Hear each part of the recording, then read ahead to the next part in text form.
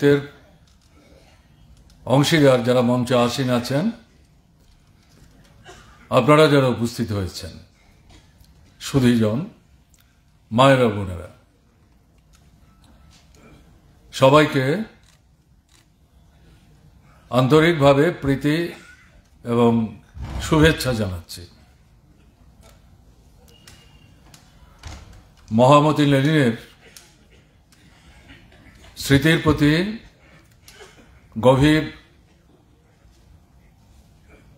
আন্তরিক শ্রদ্ধা জ্ঞাপন করছি। শুনছিলেন, আমাকেও এই কথাটি আবারও বলতে হচ্ছে। এটা আনুষ্ঠানিক জন্মদিন পালন না। পৃথিবীর বুকে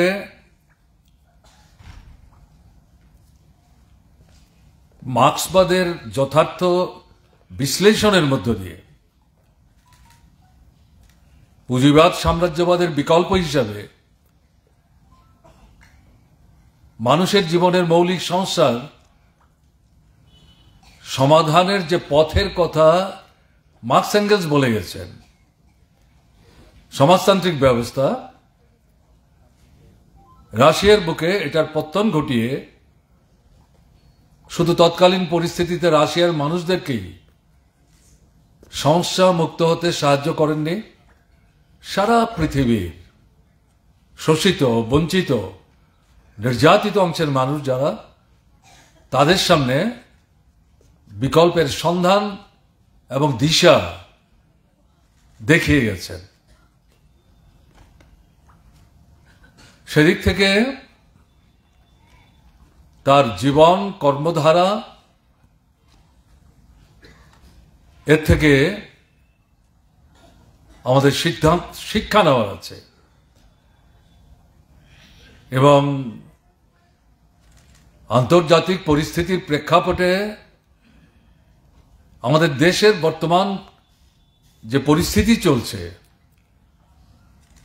তার থেকে বেরিয়ে আসবার প্রশ্নে যে ভাবনা চিন্তা নিয়ে, লাল ঝান্ডা কাঁধে নিয়ে আমরা কমিউনিস্ট ভারতবর্ষের মাটিতে কাজ করার চেষ্টা করছি, সে লক্ষ্যে পৌঁছতে গেলে পর আমাদের পথ, পন্থা, প্রকরণ এটা নির্ধারণ করার ক্ষেত্রে আজও লেনিন আমাদের সামনে পথপ্রদর্শক। সেই ভাবনা নিয়েই তার জন্মদিন কিন্তু আমরা পালন করছি। এটা আনুষ্ঠানিক ব্যাপার না।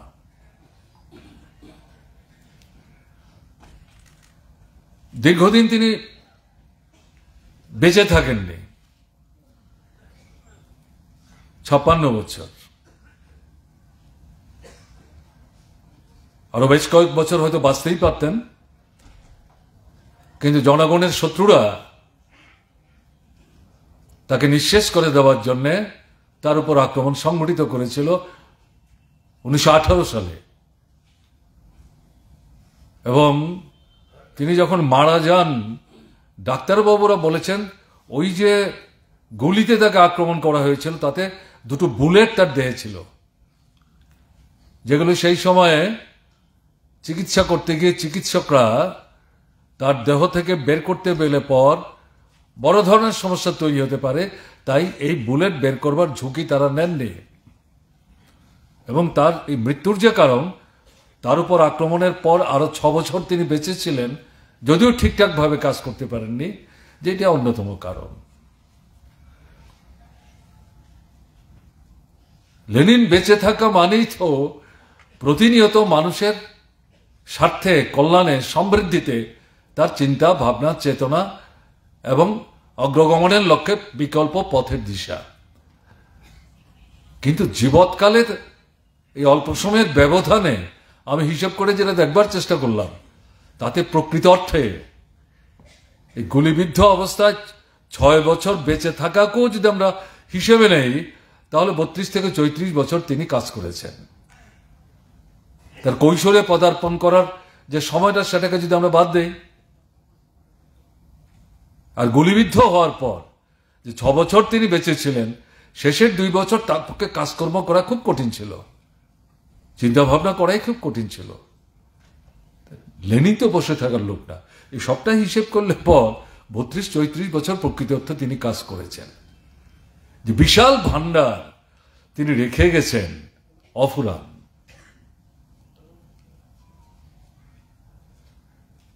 তার বড় যে কৃতিত্ব,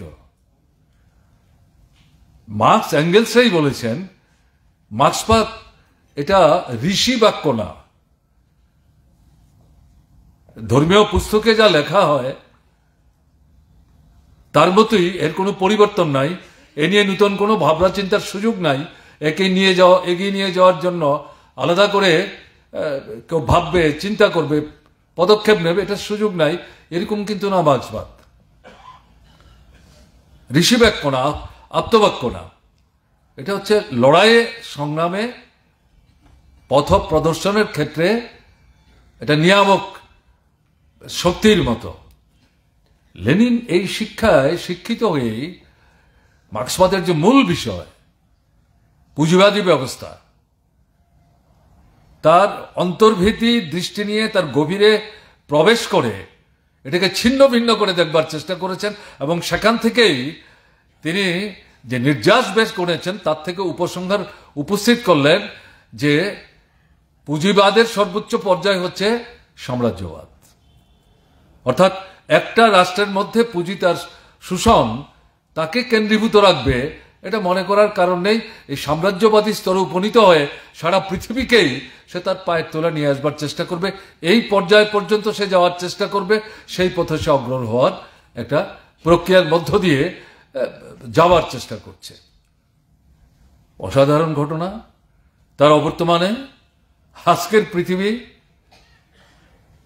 এটাই তো প্রত্যক্ষ করছে, এটাই চাক্ষুষ করছে, এটাও আমাদের অভিজ্ঞতা।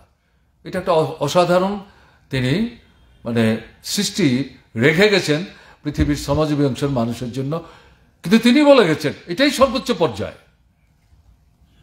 এর বাইরে সে আর কোথায় যাবে।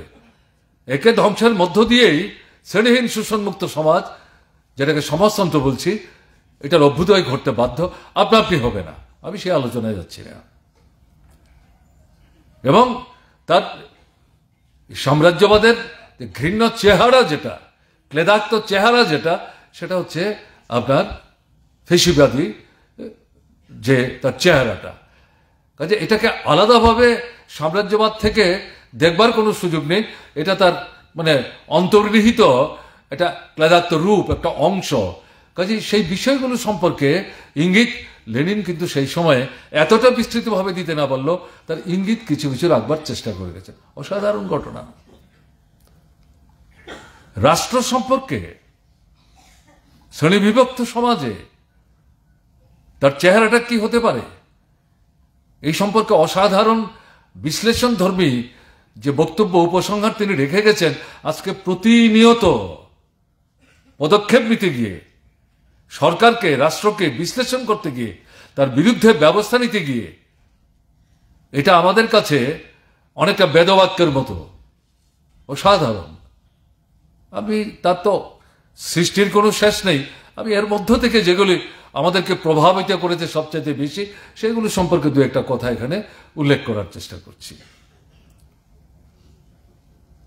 আন্তর্জাতিক ক্ষেত্রে মার্কস এঙ্গেলসের সময়েই পৃথিবীর দেশে দেশে শ্রমিক আন্দোলনকে সংগঠিত করে, পুঁজিবাদকে ধ্বংস করে, সাম্রাজ্যবাদের বিকাশকে প্রতিহত করে, শ্রেণীহীন শোষণমুক্ত ব্যবস্থার অভ্যুদয়ের জন্য একটা মঞ্চ তৈরি করার চেষ্টা করেছেন, ভেঙেছে। লেনিনও তার জীবৎকালের শেষ দিকে এটাকে সংহত করার চেষ্টা করেছেন। এটা একটা গুরুত্বপূর্ণ মঞ্চ হিসাবে লেনিন ব্যবহার করে সারা পৃথিবীতে কমিউনিস্ট আন্দোলনকে ছড়িয়ে দেওয়ার ক্ষেত্রে গুরুত্বপূর্ণ অবদান তিনি রেখে গেছেন। এবং যে কমিউনিস্ট পার্টি ছাড়া শ্রমিক শ্রেণীর নেতৃত্বে শোষিত বঞ্চিত মানুষদের সংগঠিত করে, শোষকদেরকে ক্ষমতাচ্যুত করে, শোষিতদের স্বার্থে রাষ্ট্র ব্যবস্থা পরিচালনার জন্য সেই ব্যবস্থাটাকে দখল করার যে বিষয়, সে তো কমিউনিস্ট পার্টি ছাড়া হবে না। মার্কস এঙ্গেলস শুরু করেছিলেন, কিন্তু তার একটা পূর্ণ চেহারা দিয়ে যেতে পারেছেন ঘটনা তা না। পেরিকোমিয়ানের অভিজ্ঞতা থেকেও মার্কস এঙ্গেলস সেটা উপলব্ধি করতে পেরেছিলেন। যেভাবে আমরা চেয়েছিলাম পার্টি কিন্তু সেভাবে আমরা তৈরি করে উঠতে পারিনি, সেটা একটা অভিজ্ঞতা। লেনিন এই কমিউনিস্ট পার্টিটা কিভাবে তৈরি হবে, তার ধাঁচাটা কি, তার মৌলিক নীতিগুলো কি, তার যে নির্দেশনামা, তার অভিজ্ঞতার মধ্য দিয়ে তিনি তৈরি করে গেছেন। আজকে পৃথিবীর যারা প্রকৃত অর্থেই বিপ্লবী লক্ষ্য নিয়ে কমিউনিস্ট আন্দোলনকে সংগঠিত করার চেষ্টা করছে, তারা এটাকে অনুসরণ করে চলবার একটা প্রয়াসের মধ্য দিয়ে এগিয়ে যাওয়ার চেষ্টা করছেন। আমরা ভারতবর্ষে ভারতের কমিউনিস্ট পার্টি মার্ক্সবাদী, একে অনুসরণ করেই আমরা অগ্রসর হওয়ার চেষ্টা করছি। এবং সর্বাধিক তার যে কৃতিত্ব সেটা হচ্ছে সোভিয়েত দেশের বুকে সমাজতান্ত্রিক ব্যবস্থার অভ্যুদয়, অজানা পথ, অচেনা পথ, সম্পূর্ণ একটা নূতন পথ, তার নূতন কর্মসূচি এবং তাকে বাস্তবায়ন, সুস্থ থাকার সময়ে, অসুস্থ হয়ে পরেও যতদিন বেঁচে ছিলেন, একে বাস্তবায়নের মধ্য দিয়ে এগিয়ে নিয়ে যাওয়ার ক্ষেত্রে সারা পৃথিবীর সামনে একটা দৃষ্টান্ত তিনি স্থাপন করে গেছেন। একটা মানুষ 32-36 বছরের মানে কাজের সময়ের মধ্যে এর চাইতে বেশি আর কি রেখে যেতে পারেন, কি রেখে যেতে পারেন? যা রেখে গেছেন আমরা তো তার মানে খণ্ড অংশ এখনো স্পর্শ করার যে সৌভাগ্য, সেটা কিন্তু অর্জন করতে পারেনি। এটা আমাদের দুর্বলতা, আমি আমার নিজের কথা বলছি, এটা আমাদের দুর্বলতা। কাজেই সেই দিক থেকে লেনিন অজেয়, স্মরণীয়।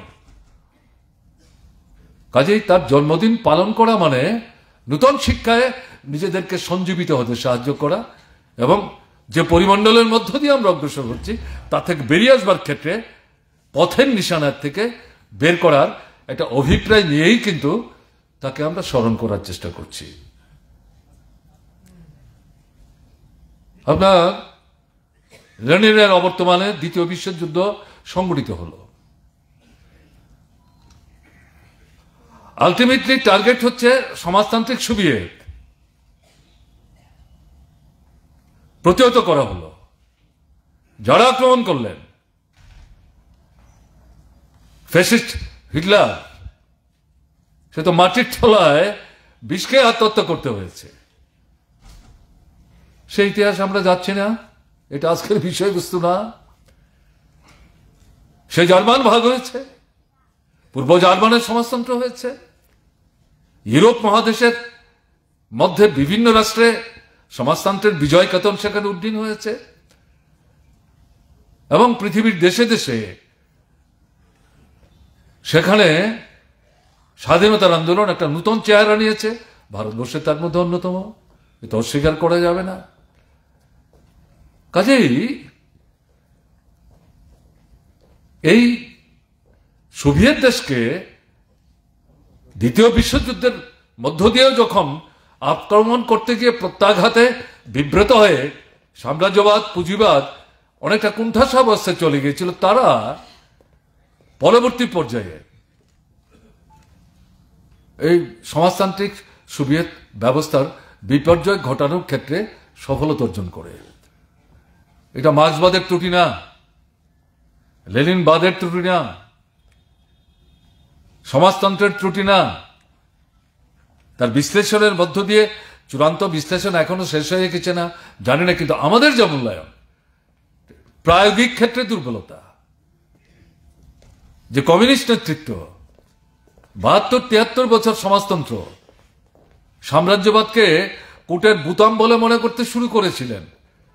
সমাজতন্ত্র তার দেহ স্পর্শ করার সাহস ক্ষমতা কারণ নাই, এরকম ভাবনায় যারা মশগুল ছিলেন, এটা তাদের দুর্বলতা। এবং সোভিয়েত সমাজতন্ত্রের বিপর্যয়ের পর পুঁজিবাদ, সাম্রাজ্যবাদ তারা কতটা আত্মবিশ্বাস নিয়ে এই প্রচার সংগঠিত করেছে সেটা তো আমাদের পক্ষে বিশ্লেষণ করা বা তার মূলোদ্ধার করা কঠিন। কিন্তু তারা সারা পৃথিবীর মধ্যে আদর্শগতভাবে, রাজনীতিগতভাবে একটা ব্যাপক প্রচার তারা সংগঠিত করার চেষ্টা করেছে। শেষ করে দিয়েছি, খতম করে দিয়েছি। পেরিকমিনের পতনের পর যেমনটা সেই সময়ে সেখানকার প্রতিক্রিয়ার শক্তির যে নেতা, তিনি এরকম উল্লাস ব্যক্ত করবার চেষ্টা করেছিলেন, কিন্তু তার ব্যর্থতা প্রমাণিত হলো 40-42 বছরের ব্যবধানে সোভিয়েত দেশের সমাজতন্ত্রের অভ্যুদয়ের মধ্য দিয়ে। তখন সেই ভদ্রলোক বেঁচে ছিলেন কিনা আমরা জানি না।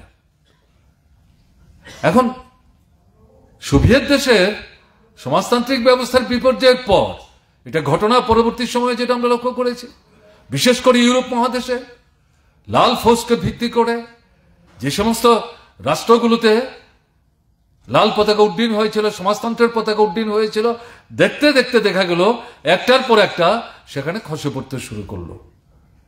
এবং সেখান থেকে উদ্দীপিত হয়ে সাম্রাজ্যবাদী শক্তি সেই সময়ে টার্গেট করেছিল চীনকে। আয়তনে, জনসংখ্যায়, প্রাকৃতিক যে সম্পদ, মাটির তলায় মাটির উপর, এবং সমাজতান্ত্রিক ব্যবস্থা গড়ে তোলবার ক্ষেত্রে যে ধারা নিয়ে তারা অগ্রসর হওয়ার চেষ্টা করছে, তার থেকে এদের কাছে মনে হয়েছে চীনকে যদি শেষ করা না যায়, তাহলে শুধু সোভিয়েত সমাজতান্ত্রিক ব্যবস্থার বিপর্যয় ঘটানোর মধ্য দিয়ে সাম্রাজ্যবাদ এবং পুঁজিবাদের যারা ধারক বাহক, তারা কিন্তু সন্তুষ্ট হতে পারছিল না, নিশ্চিন্ত হতে পারছিল না, তাদের ভবিষ্যৎটা অনিশ্চিত।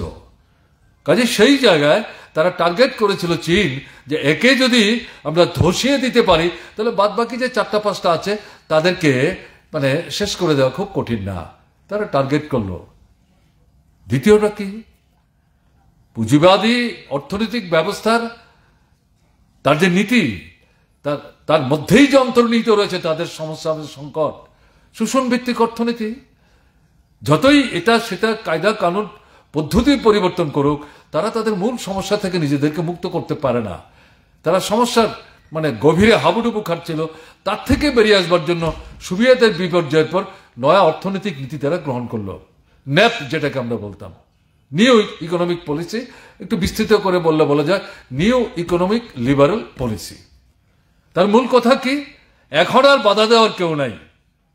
চীন আছে, আমরা দেখে নেব, বুঝে নেব, পৃথিবীর বাকি জায়গায় স্বাধীনভাবে, বাধা বন্ধনহীনভাবে সাম্রাজ্যবাদ পুঁজিবাদ সেখানে ঘুরে বেড়াবে, বাজার দখল করবে, মুনাফা লুট করবে, সম্পদের পাহাড় করবে, পাহাড়ের একটার পর একটা তারা অতিক্রম করবে। এরকম একটা জায়গায় তারা চলে যাবে। তার জন্য নয়া এই অর্থনৈতিক নীতি তারা গ্রহণ করেছিল। এই যে দুটো প্রধান লক্ষ্য নিয়ে তারা অগ্রসর হওয়ার চেষ্টা করলো, সেই জায়গায় দেখা গেল আজকে যখন এই সোভিয়েত দেশের বিপর্যয়ের পর এই সময়ের মধ্যে যদি আমরা দেখি, তাহলে কত বছর হলো? 34-35 বছরের বেশি না। এই সময়ের মধ্যে এই প্রধান যে দুটো লক্ষ্যকে সামনে রেখে সাম্রাজ্যবাদী পুঁজিবাদী শক্তি অগ্রসর হওয়ার চেষ্টা করছে, তাতে তো তারা সাফল্য আনতে পারেনি। অর্থনৈতিক দিক থেকে 2008 সালে পুঁজিবাদী অর্থনীতিতে যে মন্দা তৈরি হয়েছিল, আমরা এখন 2025 সালে 17 বছর হয়ে গেল, 18 বছর পদার্পণ করছে। এর আগেও পৃথিবীতে মন্দা হয়েছে পুঁজিবাদী ব্যবস্থাতেই, কিন্তু একটা সময়ের ব্যবধানে ওখান থেকে তারা বেরিয়ে আসতে পেরেছিল। কিন্তু এই যে সর্বশেষ যে মন্দা, তার থেকে কিন্তু পুঁজিবাদ সাম্রাজ্যবাদ বেরিয়ে আসতে পারছে না। বরং উল্টো কি দেখা যাচ্ছে? উল্টো দেখা যাচ্ছে সেখানে ধনী এবং গরিবের মধ্যে ফারাকটা দুস্তরভাবে বেড়ে যাচ্ছে। অল্প লোকের হাতে সম্পত্তির কেন্দ্রীভবন ঘটছে। বিরাট অংশের মানুষ তারা অর্থনৈতিক সমস্যায় তারা বিব্রত হচ্ছেন। অনাহার, অর্ধাহার, অশিক্ষা, বেকারি, এগুলো মাথা চাড়া দিয়ে উঠছে এবং এর থেকে তারা বের হয়ে আসার কোনো রাস্তা বের করতে পারছে না। এবং সেই জায়গায় এখন যেটা লক্ষ্য করা যাচ্ছে, যারা অনুসন্ধানের দৃষ্টি নিয়ে সারা পৃথিবীর বর্তমান যে ঘটনা প্রবাহ তার নজর রাখার চেষ্টা করছেন, তারা লক্ষ্য করবেন এই নিউ ইকোনমিক পলিসি, এটা লাভ হলো না। এর থেকে বেরিয়ে আসবার জন্য বিকল্প নীতি কি হতে পারে? পুঁজিবাদী দেশের যারা অর্থনীতিবিদরা প্রকাশ্যে না বললো, তারা নতুন করে কিন্তু গবেষণা শুরু করেছে। কি পথ সেটা হবে আমরা জানি না। যে পথেই পুঁজিবাদ সাম্রাজ্যবাদ নিক না কেন, সমাজতন্ত্র ছাড়া কোনো বিকল্প নাই। তারা তাদের সমস্যার গহ্বর থেকে কোনো মতেই অস্তিত্ব রক্ষার জন্য তারা বের হয়ে আসতে পারবে না। এটাই হচ্ছে পুঁজিবাদের বৈশিষ্ট্য, নেতিবাচক বৈশিষ্ট্য, এটাই বাস্তবতা। কিন্তু সেই চিন্তা কিন্তু তারা করতে শুরু করেছে।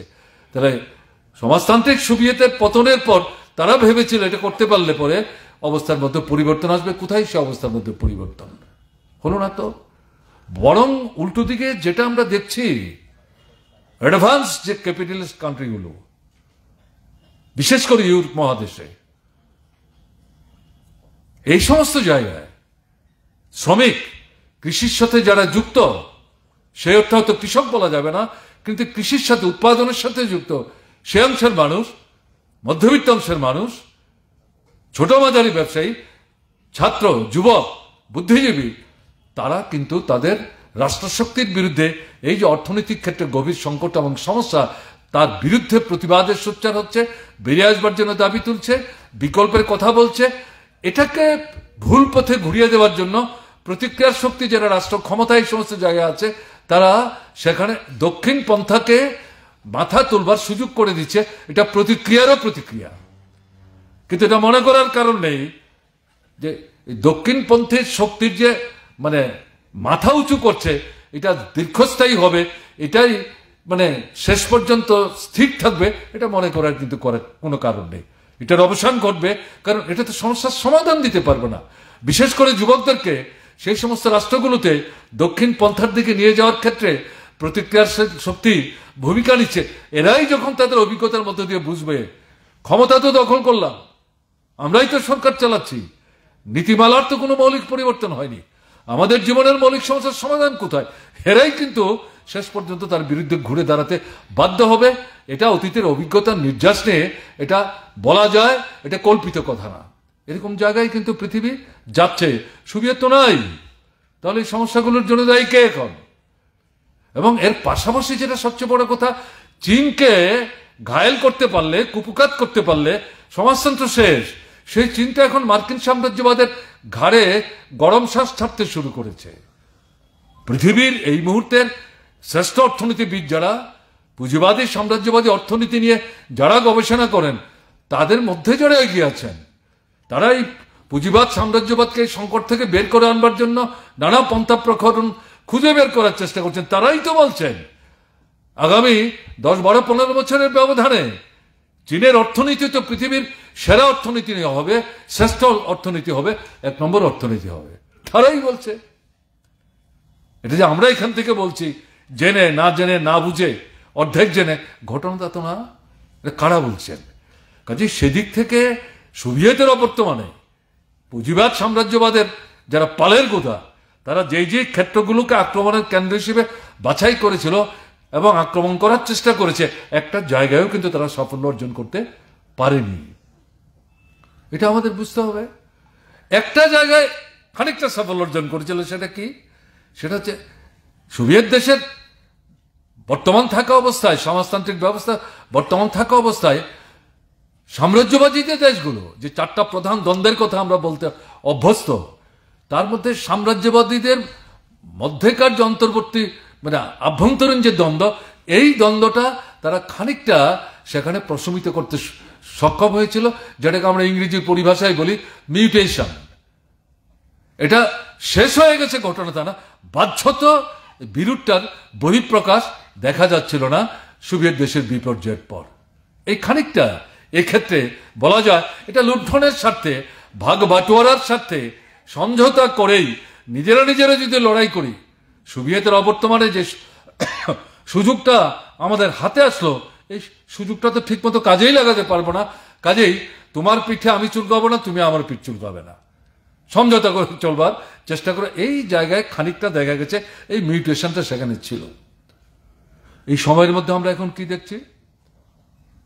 ট্রাম্প, নামটা ট্রাম্প, কিন্তু আসলে তিনি ট্রাম্প করেছেন ঘটনা তা না, সাফল্য অর্জন করেছেন ঘটনা তা না, ভোটে জিতেছেন।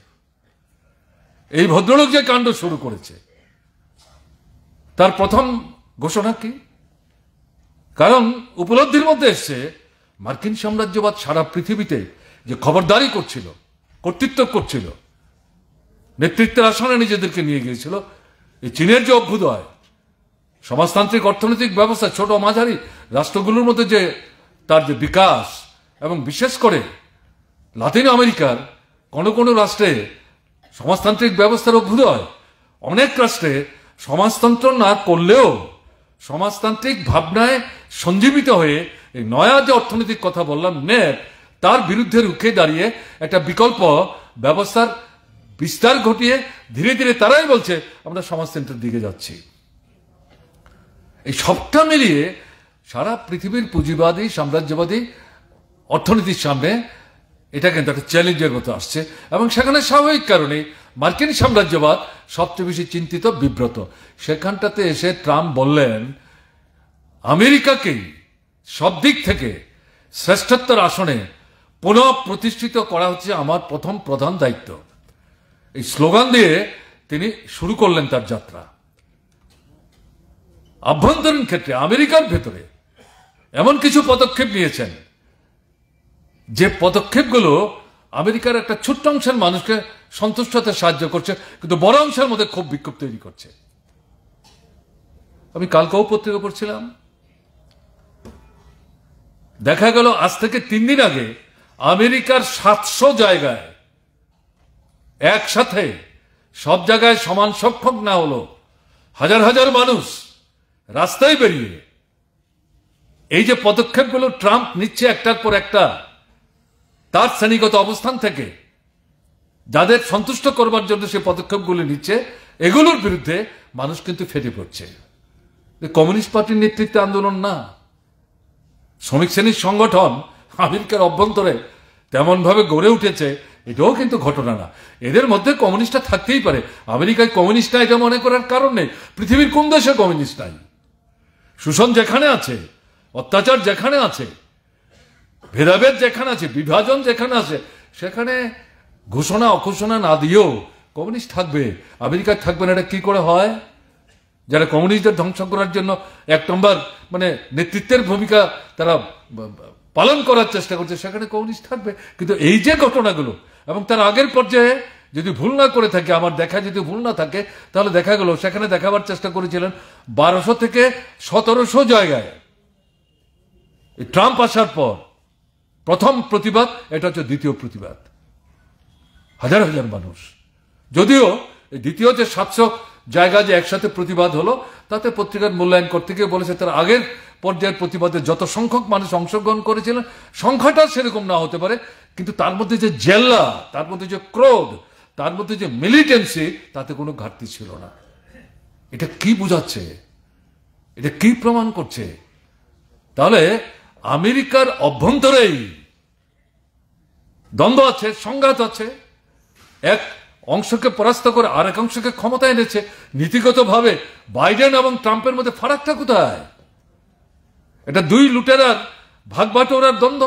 তাতে একটা অংশ সংগঠিত হয়ে তাকে ফিরিয়ে এনেছে, আর একটা অংশ পরাস্ত হয়েছে, তারা হয়তো এখন আবার ঘুরে দাঁড়াবার চেষ্টা করছে। এভাবে চলছে। এর মধ্য দিয়েই তৃতীয় শক্তি কিন্তু উঠে আসবে। আমি আমেরিকার কথাই বলছি। এবং এখন ট্যারিফ ওয়ার শুরু হয়েছে ট্রাম্পের নেতৃত্বে। সমস্ত আন্তর্জাতিক নীতিমালা উপেক্ষা করে তার খুশি মতো আমদানি রপ্তানির ক্ষেত্রে সে সেখানে শুল্ক বসাবার চেষ্টা করছে। তার দেশ থেকে যে সমস্ত সম্পদ বা সামগ্রী পৃথিবীর অন্য দেশে যাচ্ছে, তারা যাতে তার উপর শুল্ক বেশি ধার্য করতে না পারে, তার জন্য হুমকি দিচ্ছে। এবং কোনো কোনো জায়গায় যে শুল্ক তারা বসিয়েছে, এটা সে গ্রহণ করতে রাজি না। এ নিয়ে বাইডেনের বিরুদ্ধে তার সমালোচনা আছে। সে বলছে এটা কমাতে হবে, আমাদের ক্ষতি হচ্ছে। এবং এই যে কথা বলছে, যারা তাকে ভোট দিয়ে জিতিয়েছে, বড় বড় ব্যবসায়ী, উৎপাদক, শিল্পপতি, তারা তার এই বক্তব্যকে সমর্থন করছে। তারাই তো তার পেছনে দাঁড়িয়ে তাকে জিততে সাহায্য করেছে। হুমকি দিচ্ছে। উল্টো অন্যদিকে অন্যান্য দেশ থেকে যে সমস্ত সামগ্রী আমেরিকায় আসছে, আমেরিকায় তার সব জিনিস উৎপাদন হয় না, অথবা তারা হিসাব করে দেখেছে এমন কিছু সামগ্রী তাদের দরকার যেগুলো তারা উৎপাদন করতে পারে, কিন্তু এগুলো উৎপাদন করতে গিয়ে যে খরচ হয়, পৃথিবীর এমন বেশ কিছু রাষ্ট্র আছে, দেশ আছে, যারা এগুলো উৎপাদন করছে, তাদের থেকে যদি আমরা কিনে আনি, আমাদের এখানে উৎপাদনে যা খরচ, তার চাইতে কম পয়সা আমরা কিনে আনতে পারবো। তাতে আমাদের লাভ, এটার উপরে ব্যবসা বাণিজ্য হচ্ছে, এটা তাদের দেশে তারা আনতে গিয়ে এখন ট্রাম্প তার উপর দ্বিগুণ, তিনগুণ, চারগুণ ট্যাক্স বসিয়ে দিচ্ছে, কর বসিয়ে দিচ্ছে। এই যে কাণ্ডটা সে করতেই শুরু করলো, তাতে তার দেশের অভ্যন্তরে যেমন শিল্প, ব্যবসা, বাণিজ্যের মধ্যে সংকট তৈরি হয়েছে। এই যে আমি 700 আর 1700 কথা বললাম, তার মধ্যে কিন্তু এই বিষয়গুলির সাথে যুক্ত ব্যবসায়ী, সাধারণ শ্রমিক, শ্রমজীবী অংশের মানুষ, তারা যুক্ত। বাইরে যেটা হলো, ইউরোপ থেকে শুরু করে পৃথিবীর বিভিন্ন রাষ্ট্রে এই যে ট্যারিফ ওয়ার, যুদ্ধ, শুল্ক যুদ্ধ, সেটা যে চাপিয়ে দেওয়ার চেষ্টা করলো, তার বিরুদ্ধে কিন্তু প্রচন্ড প্রতিবাদ সেখানে ধ্বনিত হতে শুরু করেছে, প্রচন্ড প্রতিবাদ ধ্বনিত হচ্ছে।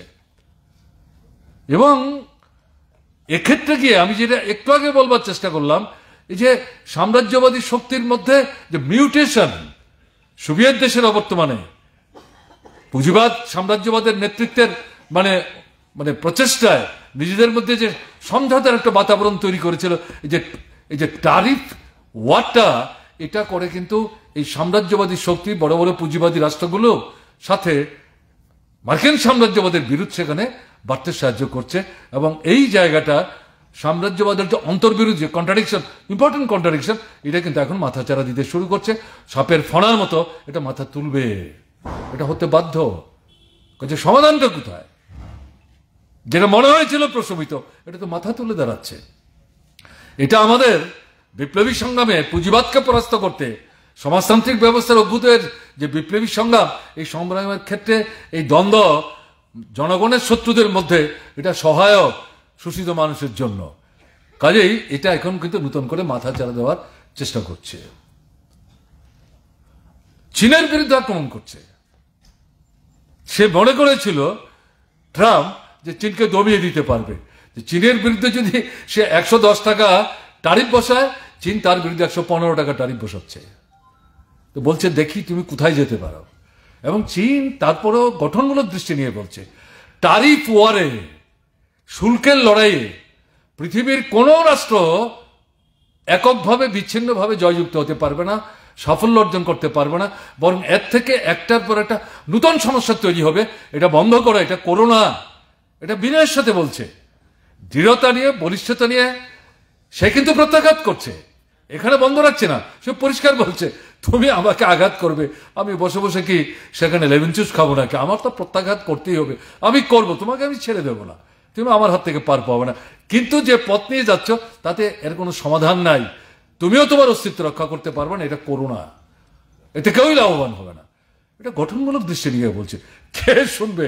ট্রাম্প কি শোনার মানুষ নাকি? আপাত দৃষ্টিতে মনে হতে পারে সে পাগল, উন্মাদ। মোটেই সে পাগল না, মোটেই সে উন্মাদ না। পুঁজিবাদ, সাম্রাজ্যবাদের যে বিষয়গুলো, এগুলি সম্পর্কে যথেষ্ট সচেতন, সজাগ, এটা মনে রাখতে হবে। কাজে এদিক থেকে এই জায়গায় কিন্তু সে আঘাতে আঘাতে জর্জরিত হওয়ার চেষ্টা করছে। এবং এই সময় কি দেখা যাচ্ছে, মধ্যপ্রাচ্যে গোটা এলাকাটাকে সে দখল করতে চাইছে। মাটির তলায় অফুরান প্রাকৃতিক সম্পদ, বহুমূল্যবান প্রাকৃতিক সম্পদ, পৃথিবীর অনেক জায়গায় এটা নাই। যেটা আপনার ইসরায়েল এবং প্যালেস্তাইনকে ভিত্তি করে যে পরিস্থিতি, এর পেছনে মার্কিন সাম্রাজ্যবাদের হাত। সে রাষ্ট্রপতি হওয়ার পর ভাব দেখালো আমি যুদ্ধ চাই না, আমি শান্তি চাই, এবং পত্রিকায় তো দেখা গেল তাকে আন্তর্জাতিক শান্তি নোবেল পুরস্কার দেওয়ার জন্য নাকি প্রস্তুতি শুরু হয়েছে। পড়তে পড়তে মনে হয়েছিল এগুলিতে সবই তারই কার্যকলাপ, তারই কারসাজি। সেই লোকজন ঠিকঠাক করে তার পক্ষে প্রস্তাব সেখানে পাঠাবে। এই তারা করে, যাদেরকে কিনলে পরে সুবিধা হতে পারে তাদেরকে এরকম পুরস্কার যেমন তারা দেয়, এরা নিজেদের জন্য এরকম পুরস্কার কিন্তু মানে ব্যবস্থা করতে পারে। এই পড়তে পড়তে আমার অন্তত নিজের এই প্রতিক্রিয়া হয়েছিল। কিন্তু ঘটনা কি, এখন দেখা যাচ্ছে কিছুদিনের জন্য যুদ্ধবিরতির যে প্রক্রিয়াটা শুরু হয়েছিল, জাপানকে বলছে এখানে কাউকে থাকতে দেব না। আমেরিকা বলছে, ট্রাম্প বলছে নতুন করে এলাকা তৈরি করব, বিশ্বের একটা অন্যতম আধুনিক এলাকা হিসেবে আমরা ডেভেলপ করবো, কাজে এখানে কেউ থাকতে পারবে না। অদ্ভুত কথা। তোমার কি অধিকার? কে তোমাকে অধিকার দিল? ইসরায়েল চুপ করে বসে আছে, তাকে সামনে রেখে সর্বপ্রযত্নে সাহায্য করছে। গোটা যুদ্ধটা পেছন থেকে চালাচ্ছে। বাইডেন শুরু করেছে, এখন দেখা যাচ্ছে নতুন করে সেই তাকে প্ররোচিত করে আক্রমণটাকে তীব্র থেকে তীব্র করছে। গত 5-6 দিনের মধ্যে হাজারের উপর মানুষ খুন করে ফেলেছে। এতেও যেটা দেখা যাচ্ছে নারী এবং শিশুর সংখ্যা বেশি। হাসপাতাল যে 2টা 4টা 5টা এখনো আছে এই জাফনা এলাকায়, সেগুলো মাটির সাথে মিশিয়ে দিচ্ছে। ট্যান করে যারা বেঁচে থাকার চেষ্টা করছেন, দেখে দেখে ট্যান্টের উপর তারা সেখানে গোলাবর্ষণ করছে। কতটা দুর্বিনীত অমানবিক! এই ঘটনার মধ্য দিয়ে তার চেহারাটা উদ্ঘাটিত হচ্ছে। এখন দেখা যাচ্ছে ইউক্রেন রাশিয়া বলছে না, এই যুদ্ধটা ঠিক হচ্ছে না, এটা মীমাংসা করা দরকার। অথচ যুদ্ধটা লাগালোই বাইডেন। যখন এই যুদ্ধ লাগে তখন তো ট্রাম্প বিরোধিতা করে নেই। ইভেন আপনার এই যে নির্বাচনী লড়াই, এ নিয়ে তো বেশি কথাবার্তা ট্রাম্প তো বলার চেষ্টা করেনি। এখন কি কৌশলটা কি? কৌশলটা হচ্ছে যে এই যে আক্রমণটা তাকে কেন্দ্র করে, রাশিয়াকে কেন্দ্র করে মার্কিন সাম্রাজ্য, ইউরোপ মহাদেশের যে রাষ্ট্রগুলো তার সঙ্গে আছে, নেটোর সঙ্গে আছে, তাকে নিয়ে অগ্রসর হওয়ার চেষ্টা করছে। আসলে হচ্ছে ইউক্রেন হচ্ছে অত্যন্ত গুরুত্বপূর্ণ জায়গা, প্রাকৃতিক সম্পদে ভরপুর, কৃষিতে অত্যন্ত উন্নত, সমাজতান্ত্রিক সুবিধাতে এটা ছিল খাদ্য ভান্ডার, শস্য ভান্ডার। এখন আলাদা রাষ্ট্র ভাগ হয়ে 15টা হয়েছে, তার মধ্যে এটা একটা। অনেক যারা ভাগ হয়ে অন্যান্য রাষ্ট্র তৈরি করেছে, অনেককে ইতিমধ্যে নেটোতে নিয়ে গেছে। ইউক্রেনকে নিতে পারেনি, নিতে চাইছে। সোভিয়েত রাশিয়া সেখানে বাধা দিচ্ছে, কারণ তার মধ্যে একটা বিরাট অংশ রাশিয়ান ভাষাভাষী মানুষ সেখানে বসবাস করেন, এবং এটা লাগোয়া স্ট্র্যাটেজি। তারা বলছে অসম্ভব, নেটোতে তোমাকে যেতে দেবো না। তার ভেতর থেকেই মানুষ প্রতিবাদ করছে। এরকম একটা জায়গায় এই যে লড়াইটা এখন চলছে রাশিয়ার নেতৃত্বে, এরা তো পুঁজিবাদী করছে, সমাজতন্ত্র না, তো পচে গেছে। এখন বুঝতে পারছে একটা অংশ কি সর্বনাশ আমরা করেছি, কপালে হাত দিচ্ছে। নতুন প্রজন্ম যারা, তারা সমাজতন্ত্র দেখেনি, জন্মের পরে পুঁজিবাদী ব্যবস্থা দেখছেন, অতীত নিয়ে যখন ঘাটাঘাটি করছে, তারা বুঝতে পারছে কোথায় তোমরা এনে আমাদেরকে ফেললে। নতুন করে ভাবনা চিন্তা শুরু হয়েছে। স্টালিনের জন্মদিন, লেনিনের জন্মদিন, তার মজুলাম দেখবার জন্য ভিড় প্রতিনিয়ত বাড়ছে সেখানে। এটা বড় কথা না, প্রতিবাদ ধ্বনিত হচ্ছে, এবং পরিস্থিতিটা একটা বলা যায় পচাময় অবস্থার মধ্যে দিয়ে অগ্রসর হওয়ার চেষ্টা করছে। এরকম একটা জায়গায় সেও তার অস্তিত্ব রক্ষার জন্য সে বুঝতে পারছে আমেরিকা তাকে আক্রমণ করে ধ্বংস করার চেষ্টা করছে, একে প্রতিহত করার জন্য সে বন্দুক খুঁজছে। চীন সেখানে হাত বাড়িয়ে দিয়েছে। Yes, I am with you, আমি আছি তোমার সঙ্গে। তুমি সমাজতন্ত্র করছো না, আমি জানি, প্রকাশ না করো। তোমাকে আমেরিকা আক্রমণ করছে ইউক্রেনকে সামনে রেখে, সেরকম একটা জায়গায় আমি তোমাকে সাহায্য করবো না, তুমি আমার সাহায্য চাইছো, এটা মনে করার কারণ নেই। ইউক্রেনের যে এখন রাষ্ট্রপ্রধান, এটা মাঝখানে একটা পরিমণ্ডল তৈরি করবার জন্য তার সঙ্গে ট্রাম্পের কথাবার্তা হচ্ছে, এমনভাবে তাকে ধমক টমক দিয়ে কথাবার্তা বলছে, এবং তার মুখ দিয়ে বের করলো, তুমি কি ইউক্রেনের বন্ধু না রাশিয়ার বন্ধু? এরকম কথাবার্তা বলে একটা অন্য পরিমণ্ডল তৈরি করে ট্রাম্পকে প্রকৃত অর্থে যুদ্ধের বিরুদ্ধে শান্তির দূত হিসাবে দেখাবার চেষ্টা করছে। এগুলি কৌশল, এতে বিভ্রান্ত হওয়ার কিন্তু কোনো সুযোগ নেই। এবং এই সময়ের মধ্যে এখন যেটা দেখা যাচ্ছে, কোথায় এই যুদ্ধের সমাধান, কিসে তার সমাধান? এই যুদ্ধ চলছে। এখন দেখা গেল ইউক্রেন বলছে যে আপনার ইস্টার চলছে, সেই সময় কিন্তু রাশিয়া ডিক্লেয়ার করেছিল ইস্টারের সময়ে সেখানে যুদ্ধ চলবে না, আমরা যুদ্ধ করব না। তারপরেই ইউক্রেনই বলছে, কোথায়? রাশিয়া তো তার কথা রাখলো না, তারা তো আক্রমণ করছে। তারপরে একদিন পরে দেখা গেল তারা তথ্য দিয়ে বলছে আক্রমণটা কে শুরু করেছে। ঘোষণা তো আমরা দিয়েছিলাম, তোমরাই তো আক্রমণ করলে, তোমরাই সবচেয়ে বেশি আক্রমণ করেছো। একেবারে হিসেব নিকেশ দিয়ে নখ দর্পণে সব তুলে যখন দিল, এখন দেখা যাচ্ছে ইউক্রেন চুপ, ট্রাম্প কোনো কথাবার্তা বলছেন না। তাহলে এই যে পরিস্থিতিগুলি আমি এখানে উল্লেখ করলাম এই কারণে যে ট্রাম্প সারা পৃথিবীর বুকে একটা অন্যরকম একটা পরিবেশ তৈরি করছে, সব লন্ডভন্ড করে দেওয়ার চেষ্টা করছে। এটা হচ্ছে পুঁজিবাদ, সাম্রাজ্যবাদের যে সংকট, তার থেকে পরিত্রাণ পাওয়ার জন্য, অস্তিত্ব রক্ষার জন্য, সমাজতান্ত্রিক ব্যবস্থা যাতে মাথা তুলে দাঁড়াতে না পারে, তার জন্য এই প্রচেষ্টাগুলি সেখানে তারা নিয়ে যাওয়ার চেষ্টা করছে। এবং এই সময়ের মধ্যে আমরা কি লক্ষ্য করছি? চীন যেমন এগিয়ে যাচ্ছে, ভিয়েতনাম তারা তো পিছিয়ে পড়ছে না। আপনারা জানেন, যারা খবর রাখেন, দক্ষিণ কোরিয়াকে ব্যবহার করে উত্তর কোরিয়াকে ধ্বংস করার চেষ্টা করেছে, প্রত্যাঘাত করছে। এবং সে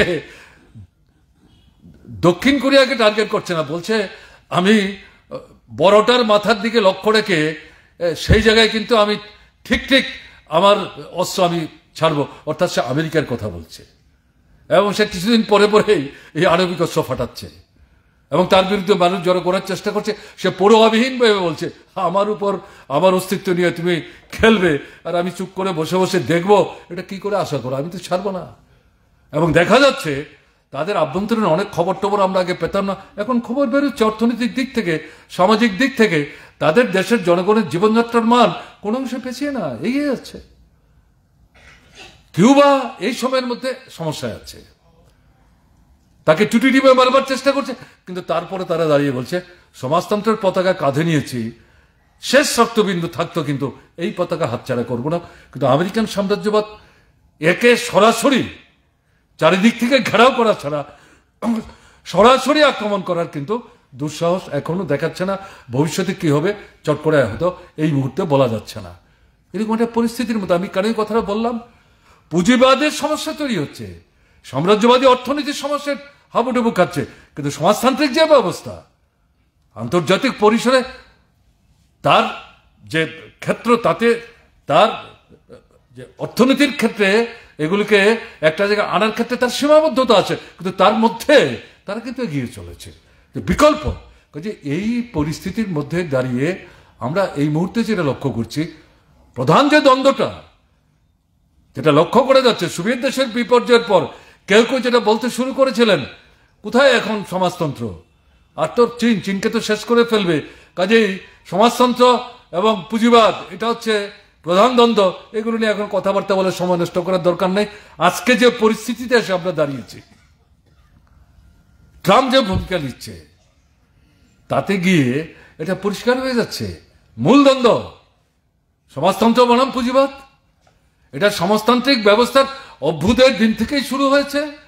পুঁজিবাদ সাম্রাজ্যবাদের ধ্বংস সাধন না করা পর্যন্ত এই যে মূল দ্বন্দ্ব এটা অব্যাহত থাকবে এবং এটা তীব্র থেকে তীব্র, তীক্ষ্ণ থেকে তীক্ষ্ণ হবে, এটাই স্বাভাবিক। আন্তর্জাতিক পরিস্থিতি সেদিকে কিন্তু মানুষকে ধাবিত করার চেষ্টা করছে। দ্বিতীয় যে জিনিস এখানে উল্লেখ করার চেষ্টা হলো যে সাম্রাজ্যবাদী শিবিরের অন্তর্বিরোধ, ট্রাম্পে এটা তৈরি করেছে, আমি যেটা উল্লেখ করলাম। তৃতীয় যেটা আগে আমি উল্লেখ করার চেষ্টা করেছি, পুঁজি এবং শ্রমের দ্বন্দ্ব। পুঁজি মানে শোষণ, পুঁজিবাদ, শোষিত মানুষ মেনে নেবে না, লড়াই হবে, আমি উল্লেখ করেছি। এই দ্বন্দ্ব কিন্তু সেখানে তীব্র থেকে তীব্র হচ্ছে। এখন ডেভেলপিং কান্ট্রিজ তাদের সঙ্গে বড় বড় পুঁজিবাদী সাম্রাজ্যবাদী রাষ্ট্রগুলির সম্পর্ক খুব একটা ভালো এটা মনে করার কোনো কারণ নেই, সমঝোতা করে চলবার চেষ্টা করছে। আমরা দেখছি ভারত রাষ্ট্র মোদীর নেতৃত্বে, আরএসএস নিয়ন্ত্রিত বিজেপি মার্কিন সাম্রাজ্যবাদের পদতলে মাথা নুইয়ে দিয়ে আমাদের রাষ্ট্রের যে স্বার্থ সমস্ত লুটিয়ে দিচ্ছে। কাজে এরকম পরিস্থিতি যদি সৃষ্টি করতে পারে তাহলে পুঁজিবাদী সাম্রাজ্যবাদী রাষ্ট্রের সাথে তৃতীয় দিনের ডেভেলপিং যে কান্ট্রিজগুলো, দৃষ্টান্ত হিসাবে আমাদের দেশের কথা বললাম, তার মধ্যে বিরোধটা আপাত দৃষ্টিতে মনে হতে পারে তার মধ্যে তীব্রতার মধ্যে যেন কোথাও একটা ঘাটতি আছে। Let us wait and see. সবাই ভারত রাষ্ট্রের মতো ভূমিকা নেবে এটা মনে করার কিন্তু কারণ নাই, এটা মনে করার কিন্তু কারণ নেই। কাজে এরকম পরিস্থিতির মধ্যে দাঁড়িয়ে পৃথিবী কিন্তু আজকে এগিয়ে যাওয়ার চেষ্টা করছে এবং এই পরিস্থিতির প্রেক্ষাপটে আমরা যদি তাকাই, আমাদের দেশের পরিস্থিতি বিস্তৃত যাওয়ার তো কোনো প্রশ্ন নেই। আমার আগে কমরেড জিতেন দীর্ঘ সময় নিয়ে এই বিষয়গুলো বলবার চেষ্টা করেছেন। আমাদের দেশের বর্তমান যে পরিস্থিতি তাতে আমরা যেটা লক্ষ্য করছি, আরএসএস নিয়ন্ত্রিত বিজেপি নয়া ফেসিবাদী রাষ্ট্র তৈরি করার দিকে অগ্রসর হওয়ার চেষ্টা করছে। এটা লুণ্ঠনের মৃগা ক্ষেত্র হিসেবে ভারত রাষ্ট্রের বাজার এবং অর্থনীতিকে খুলে দিয়েছে। তার সঙ্গে গণতন্ত্রকে আক্রমণ করছে, ধর্মনিরপেক্ষতার নীতি আদর্শকে আক্রমণ করছে, নির্বাচনকে প্রহসনে পরিণত করছে, আইন ব্যবস্থাকে কুক্ষিগত করবার চেষ্টা করছে, সংবিধানকে পাল্টে ফেলার চেষ্টা করছে। এই যে মানে পদ্ধতি, এই পদ্ধতির মধ্য দিয়ে বাইরে মনে হবে ধাঁচাটা তো গণতন্ত্র, আপনারা ফেসিবাদ বলছেন, কোথায় সবই তো আছে, কিন্তু আপনি তো ভোট দিতে পারছেন না। এখানে যারা বসে আমার কথা শুনছেন, আমি তো মানে নিশ্চিতভাবে বলতে পারি এখানে উপস্থিত যারা তার থেকে 50 থেকে 60 ভাগ আছেন যারা বিগত 2-3টা নির্বাচনে ভোটই দিতে পারেননি। এটাকে ল্যাবরেটরি হিসাবে তারা ব্যবহার করছে। এখানে সফল হতে পারলে পর ধীরে ধীরে ভারতবর্ষের অন্য জায়গায় তারা নিয়ে যাবে। ইতিমধ্যে বিভিন্ন রাজ্যের নির্বাচনে এটা যে তারা করছে তার তো দৃষ্টান্ত সামনে আসছে। রাহুল গান্ধী আমেরিকায় গেছেন 2-3 দিনের জন্য, ওখানে গিয়ে এই সরকারকে চাঁছাছোলাভাবে আক্রমণ করে তার মুখে যে ফেসিবাদী চেহারাটা এটা ছিঁড়ে ফেলবার জন্য নির্বাচনকে ভিত্তি করে যে প্রহসনের জাল বিস্তার করেছে, তাতে মহারাষ্ট্রের নির্বাচনের তথ্য ধরে ধরে উল্লেখ করে সেখানে উপস্থিত করেছেন। তাতে বিজেপির নেতাদের মানে খুব হয়েছে, গুসা করেছেন। তারা এখন রাহুল এবং সোনিয়া গান্ধী কংগ্রেস দলের বিরুদ্ধে আক্রমণ করতে গিয়ে তাদের যেটা পত্রিকা এর যে মামলা মোকদ্দমা চলছে এটার সামনে এনে তাদেরকে সেখানে জনগণের কাছে একটা কালিমালিপ্ত করার চেষ্টা করছে। এটা তাদের দলীয় ব্যাপার, তারা দেখবেন। কিন্তু এই যে বিষয়গুলো আন্তর্জাতিক ক্ষেত্রে পরিসরে কিন্তু চলে যাচ্ছে, এতে গিয়ে আমাদের দেশের সরকার আনমাস্ক হয়ে যাচ্ছেন। এই যে জায়গাটা, অর্থনৈতিক সংকট তীব্র থেকে তীব্রতর হচ্ছে, কৃষিতে সংকট, শিল্পের সংকট, চাকরি বাকরি নাই, আয় উপার্জন পেছন দিকে চলে গেছে, জীবনযাত্রার মান নিচের দিকে চলে গেছে। কাজে এই পরিস্থিতিতে দাঁড়িয়ে আমরা যেটা বলতে চাইছি, মার্ক্সবাদী লেনিনবাদী যে শিক্ষা, সেখান থেকে অভিজ্ঞতা আহরণ করে, শিক্ষা আহরণ করে যেটা আজকের দিনে আমাদের বলার, সেটা কি? সেটা হচ্ছে এই যে একদিকে গণতন্ত্রের উপর আক্রমণ, অপরদিকে সংসদীয় ব্যবস্থাকে ধ্বংস করা, অর্থনৈতিক ক্ষেত্রকে এটা মানে লুটের ক্ষেত্রে পরিণত হতে সাহায্য করে অল্প কিছু শোষকদের স্বার্থে দেশে বিদেশি, শুধু দেশি না। এর বিরুদ্ধে যদি তীব্র তীক্ষ্ণ আন্দোলন সংগঠিত করা না যায়, তাহলে আমরা জনগণতান্ত্রিক বিপ্লব বলি আর এর মধ্য দিয়ে সমাজতন্ত্রের কথা বলি, এই সময়ে আমরা যে মাটির উপর দাঁড়াতে চাইছি সেই মাটি যদি জমাট বাঁধা না থাকে তাহলে কিসের উপর দাঁড়িয়ে আমরা এই লড়াইটা করবো? কাজে সেদিক থেকে এটা মাথায় রেখে যে কথাটা এই মুহূর্তে বলার, যে এই সমস্ত বিষয়গুলির বিরুদ্ধে আমাদেরকে শ্রেণী আন্দোলন, জন আন্দোলন তাকে তীব্র তীক্ষ্ণ এবং ব্যাপকতর করতে হবে। এবং এই জায়গাটাতে মূল কথা যেটা, ভারতের কমিউনিস্ট পার্টি, মার্ক্সবাদী, এই নয়া ফেসিবাদী যে ভাবনা, ধর্মের বিরুদ্ধে আক্রমণ করে সংখ্যালঘুদেরকে নিশ্চিহ্ন করার যে প্রচেষ্টা, এর বিরুদ্ধে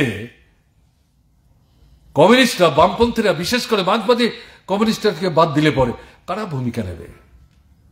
পুঁজিবাদের যারা অনুসারী, সাম্রাজ্যবাদের যারা অনুসারী, বাধ্যত গণতন্ত্রের কথা এখানে সেখানে বলেন, ধর্মনিরপেক্ষতার পক্ষ কথাবার্তা বলেন, কিন্তু মূলত এদের বিরুদ্ধে প্রকৃত যে লড়াইটা লড়ার কথা, সেই লড়াইয়ে মতাদর্শ, রাজনীতি এবং অর্থনীতি, এতে এরা একটা কার্যকরী ভূমিকা গ্রহণ করবে যদি মনে করি আমরা ভুল করব। যখন যেভাবে তাদেরকে আমরা আমাদের সঙ্গে নিতে পারি, কৌশলগতভাবে উদার দৃষ্টিভঙ্গি নিয়ে তাদেরকে আমাদের সঙ্গে আনার সুযোগ আমরা হাতছাড়া করব না, কিন্তু মূল দায়িত্ব আমাদের দিতে হবে। মার্ক্সবাদী কমিউনিস্ট পার্টিকে এই জায়গায় গুরুত্বপূর্ণ ভূমিকা নিতে হবে। নিতে গেলে পর তার নিজের যে শক্তি, একক যে শক্তি, এই শক্তিটা কিন্তু বাড়াতে হবে। এটা বাড়াতে গেলে পর শ্রেণী আন্দোলন, গণ আন্দোলনের মধ্য দিয়ে যারা লড়াই সংগ্রামের সামনের সারিতে আছে, ভয় ভীতি উপেক্ষা করে, আক্রমণ উপেক্ষা করে রক্ত ঝরাচ্ছে কিন্তু পতাকা ছাড়ছে না, পেছনে যাচ্ছে না, এগিয়ে যাওয়ার চেষ্টা করছে, জনগণের মধ্যে তাদের প্রতি একটা স্বীকৃতি আছে, তারা সমাদৃত, এরকম যারা, তাদেরকে বাছাই করে পার্টির মধ্যে আনতে হবে। খালি ভালো ভালো কথা বলছেন, নীতিমালা ব্যাখ্যা করছেন, কিন্তু লড়াইয়ের ময়দানে ভূমিকা নিচ্ছেন না, আক্রমণাস্ত্রে পেছিয়ে যাচ্ছেন, এদেরকে নিয়ে তো পার্টি করলে লাভ হবে না। এই পার্টি তো বিপ্লবী সংগ্রাম সংগঠিত করতে পারবে না, জনগণের যে মূল শত্রু তাকে তো পরাস্ত করতে পারবে না। কাজেই এই যে যথার্থ কর্মীদেরকে এনে পার্টিটাকে শক্তিশালী করা, এটা করতে গেলে তো লড়াই করতে হবে।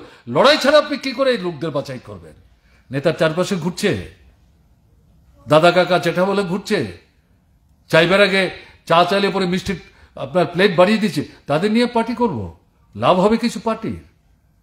তাহলে তো পার্টির লাভ হবে না।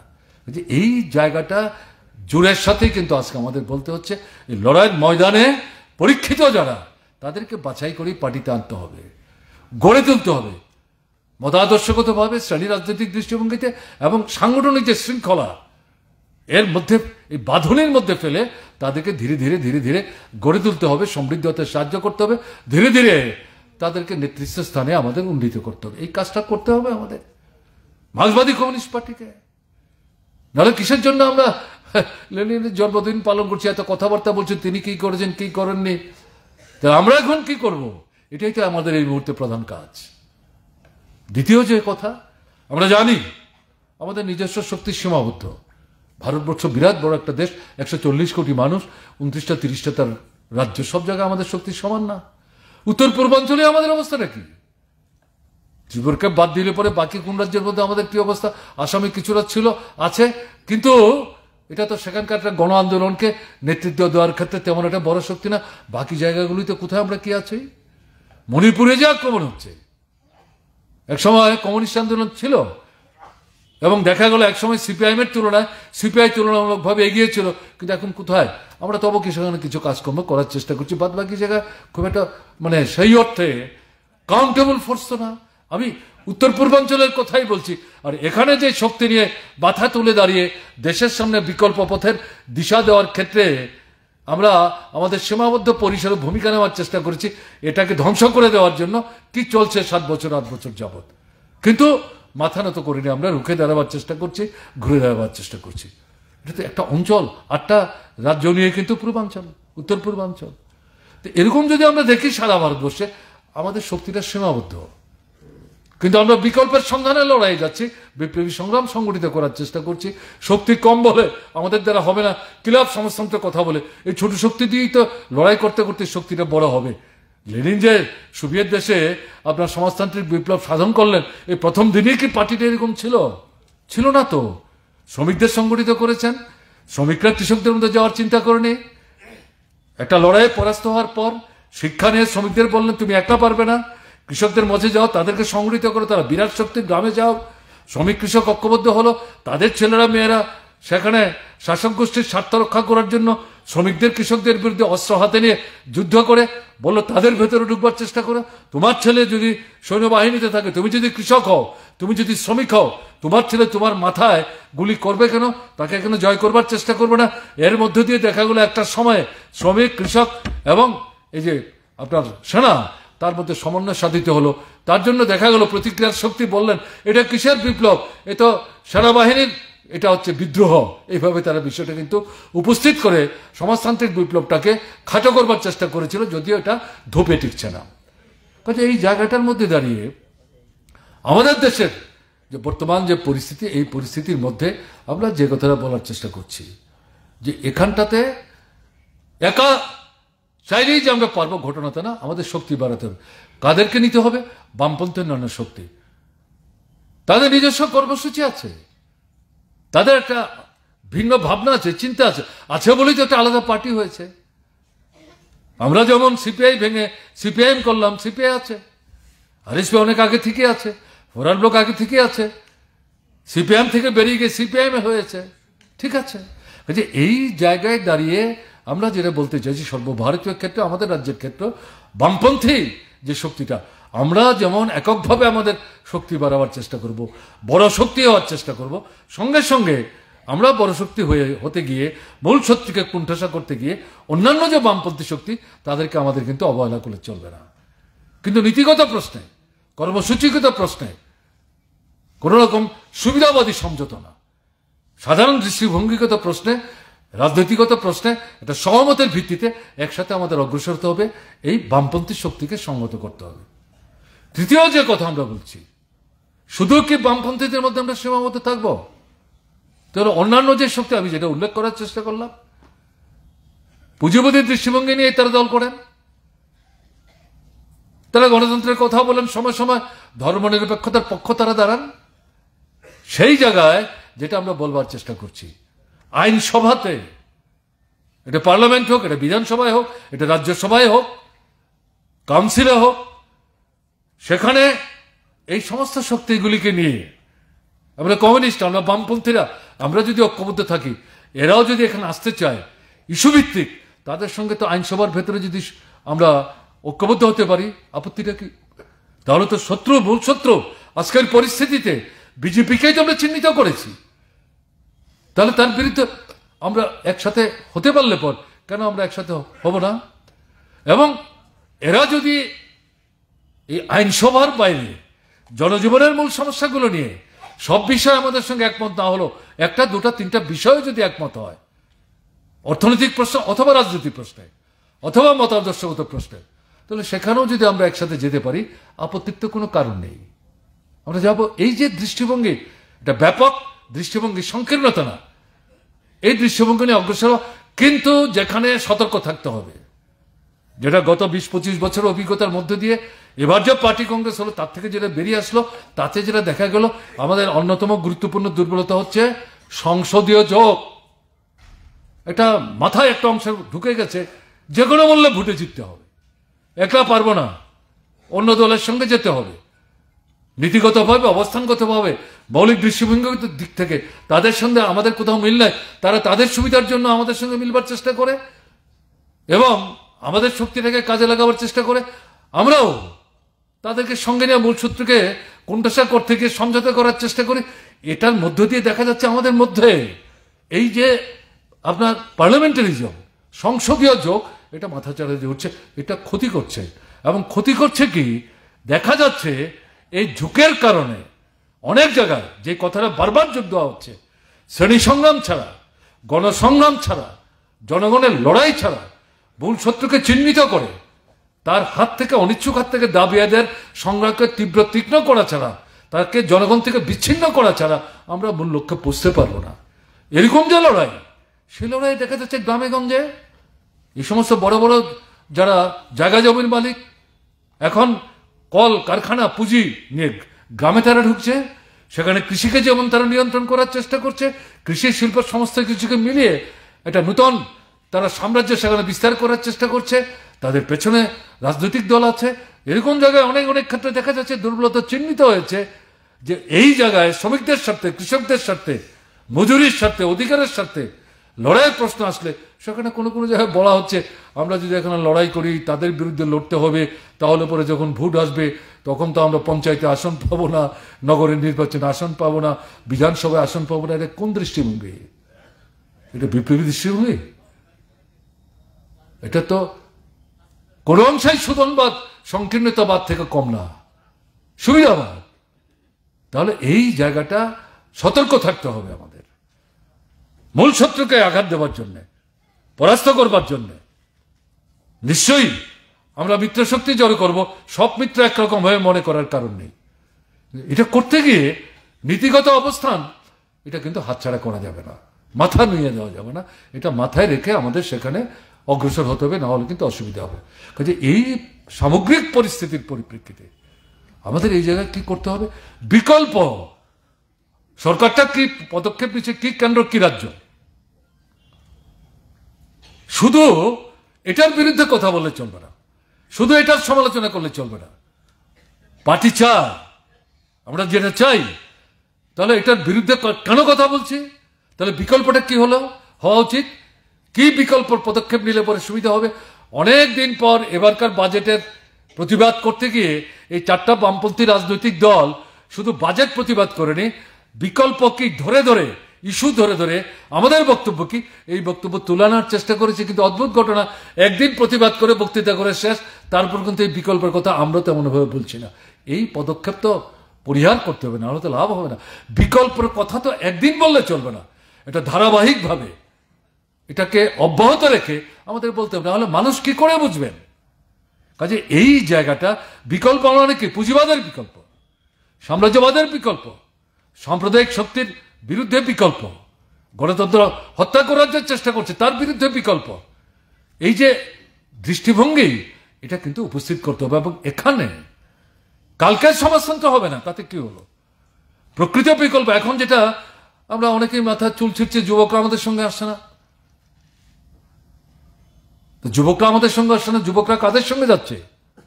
বিজেপির সঙ্গে যাচ্ছে, তারা কি বিরাট অংশ কংগ্রেসের সঙ্গে যাচ্ছে? তাও তো ঘটনা না। মূল প্রশ্নটা কি?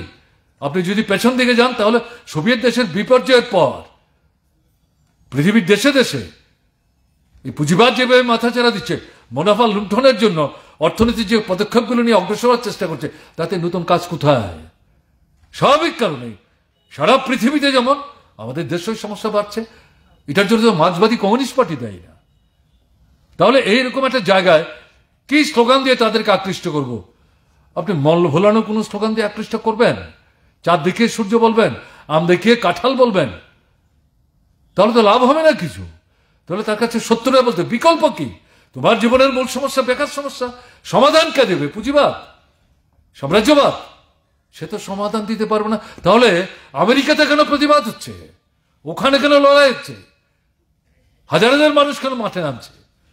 বাইডেন কেন হারলো? ট্রাম্প কেন জিতলো? ট্রাম্পকে হারিয়ে কেন বাইডেনকে জেতালো? এই প্রশ্নগুলো তো আমরাই করতে পারি, আমরা করছি না কেন? কাজে এই জায়গায় আমাদের যুবশক্তির কাছে, শোষিত বঞ্চিত নির্যাতিত মানুষের কাছে এর থেকে মুক্তির পথ সমাজতন্ত্র ছাড়া নাই, বিকল্প নাই। এটা আমাদের বুঝিয়ে বলতে হবে। এবং সমাজতন্ত্রের যে ধারণা 1917 সালে আন্তর্জাতিক যে পরিস্থিতি পরিমণ্ডলের মধ্যে, যে আবহাওয়ার মধ্যে সোভিয়েত দেশের সমাজতন্ত্র হয়েছে, তার মধ্যে পরিস্থিতি পরিবর্তন হয়েছে আন্তর্জাতিক ক্ষেত্রে, জাতীয় ক্ষেত্রে, অর্থনৈতিক ক্ষেত্রে। কাজে এই জায়গায় মূল ধারণাটায় স্থির থেকে বিভিন্ন রাষ্ট্রে সমাজতান্ত্রিক ব্যবস্থার অভ্যুদয় ঘটাতে গিয়ে সেখানকার যে পরিস্থিতি, তার যে বৈশিষ্ট্য, এটাকে বিবেচনায় রেখে সেই দেশের কমিউনিস্ট আন্দোলনের নেতৃত্ব সেই ধরনের পদ্ধতিতে সেখানে সমাজতান্ত্রিক রাষ্ট্র ব্যবস্থা গড়ে তুলবে। এই যে বিষয়, ভয় পেয়ে দেওয়া না, এই মূল ভয়টা কি? বলছে জায়গা জমি বাড়ি ঘর সব দিকে নিয়ে চলে যাবে। এটা ভুল, বিকৃত ব্যাখ্যা। এগুলো তো পরিষ্কার করে মানুষের মধ্যে বুঝিয়ে বলতে হবে, এটা দায়িত্ব আমাদের নিতে হবে। যাই হোক, এটা তো বলতে হবে আমাদের। প্রকৃত বিকল্প যদি আপনি না বলেন, মূল শত্রুকে যদি চিহ্নিত না করেন, তার প্রকৃত মিত্র শক্তি সম্পর্কে তাকে যদি সচেতন হতে সাহায্য না করেন, এটা কিসের মার্ক্সবাদ, কিসের লেনিনবাদ, কিসের বিপ্লবী দৃষ্টিভঙ্গি? এটা বলতে হবে।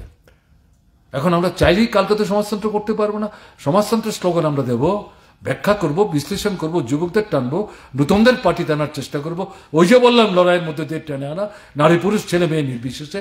তার সঙ্গে সঙ্গে আজকের পরিস্থিতির মধ্যে কি, এই যে জনবিরোধী সরকারটা ফেসিবাদী দৃষ্টিভঙ্গি অগ্রসর হচ্ছে, সংখ্যালঘুদেরকে পিষে মারার চেষ্টা করছে, এটা অত্যাচারী জমানা। সেই জায়গায় তাকে উৎখাত করার জন্য, পরাস্ত করার জন্য, জনগণ থেকে বিচ্ছিন্ন করবার জন্য একটা বিকল্প জনমুখী দৃষ্টিভঙ্গি নিয়ে এটা সরকার ভবিষ্যৎ দিনে যাতে গড়ে তোলা সম্ভব হয়, তার জন্য সম্মিলিত উদ্যোগ যতটা সম্ভব, আমি আগেই বলছি আবারও বলছি, নীতির মালাকে বিসর্জন দিয়ে না, এই জায়গায় স্থির থেকে যতটা সম্ভব সমঝোতা করা, তার ভিত্তিতে একটা বৃহত্তর মঞ্চ গড়ে তুলে এই লড়াইটাকে তীব্র তীক্ষ্ণ করতে হবে, ব্যাপকতর করতে হবে। এর মধ্য দিয়েই সারা ভারতবর্ষের এই রাজনীতিকে বাদ দিয়ে ত্রিপুরার পরিস্থিতি পরিবর্তন হবে। আবার সারা ভারতবর্ষের পরিস্থিতি পরিবর্তন হোক, তারপর আমরা ঘর থেকে বেরোবো, 28-এর নির্বাচনের সময় আসতে পরে দেখা যাবে। এই চিন্তা নিয়ে যারা ভাবছেন সুবিধাবাদী, এটাও চলবে না, ওটাও চলবে না, একটা আরেকটার পরিপূরক। কাজে এই দুটো জিনিসকে একসাথে নিয়ে আমাদের সামনের দিনে অগ্রসর হতে হবে। এই যে দৃষ্টিভঙ্গি, এই যে শিক্ষা, এই লেনিন থেকে আমরা পেয়েছি। লেনিন যেমন মার্ক্স থেকে শিখেছেন, মার্ক্সবাদকে অগ্রসর করতে সাহায্য করেছেন, তার মৃত্যুর পর স্টালিনই প্রথম পৃথিবীর কমিউনিস্টদের কাছে বলেছেন, লেনিন যে কন্ট্রিবিউট করে গেছেন, আমাদের যে ট্রেজারটা তিনি তৈরি করে গেছেন, এটা নিঃশেষ হবার না, অসাধারণ আমাদের এই পুঁজির এই বহরটা। কাজে মার্ক্সবাদকে, যেটা আত্মবাক্য না, ঋষিবাক্য না, এটা অগ্রসরমান মূল জায়গায় স্থির থেকে এটা বিজ্ঞান, তাকে সমৃদ্ধ করার ক্ষেত্রে লেনিন যে ভূমিকা নিয়েছেন, এখন থেকে মার্ক্সের সাথে লেনিনের নাম যুক্ত হওয়া দরকার। তারপর থেকে সারা পৃথিবীর কমিউনিস্টরা বলতে শুরু করলেন মার্ক্সবাদ, লেনিনবাদ। সেই লেনিনের কাছ থেকে শিক্ষা মানে মার্ক্সের কাছ থেকে, এঙ্গেলসের কাছ থেকে, এবং অবশ্যই লেনিনের কাছ থেকে শিক্ষা। এই শিক্ষায় শিক্ষিত হয়ে সঞ্জীবিত হয়ে আজকের পরিস্থিতিতে আমাদের দেশ এবং আমাদের ত্রিপুরায় সামনের দিনে যে লড়াইটা আমাদের লড়তে হবে, তার জন্য কিন্তু আমাদের সুদৃঢ় অবস্থান গ্রহণ করে অগ্রসর হতে হবে। শুধু ফুলমালা চন্দন দিয়ে লেনিনের ছবিকে হাতজোড় করে দাঁড়িয়ে নমস্কার করলেই চলবে না। আর এই ধরনের ঘোড়া সবার মধ্যে আমরা শত শত মিলিত হলাম, শুনলাম, চলে গেলাম, এলাকায় গিয়ে চুপচাপ থাকলাম, মানুষকে বুঝতে দিলাম না, তাহলে কিন্তু চলবে না। অবস্থার মধ্যে পরিবর্তন আসছে। শাসকরা, শোষকরা, জনশত্রুরা ভয় পেতে শুরু করেছে। কাজে এই কল্পিতভাবে তাদের দুর্বলতা বিচার না করে যে ভীতি তাদের মধ্যে তৈরি হচ্ছে কার্যকারণে, এটাকে ব্যাপকতর করার জন্য সামনের দিনে বৃহত্তর শ্রেণী এবং গণসংগ্রামকে বিকশিত করার শপথ নিয়ে যদি আমরা এখান থেকে গিয়ে ঝাঁপিয়ে পড়তে পারি, তাহলে লেনিনের প্রতি যথার্থ শ্রদ্ধা প্রদর্শন করা হবে। এই কথাগুলো বলে আপনাদেরকে অভিনন্দন জানিয়ে আমি আমার কথা বলা শেষ করছি। ভালো থাকবেন। আমার নমস্কার।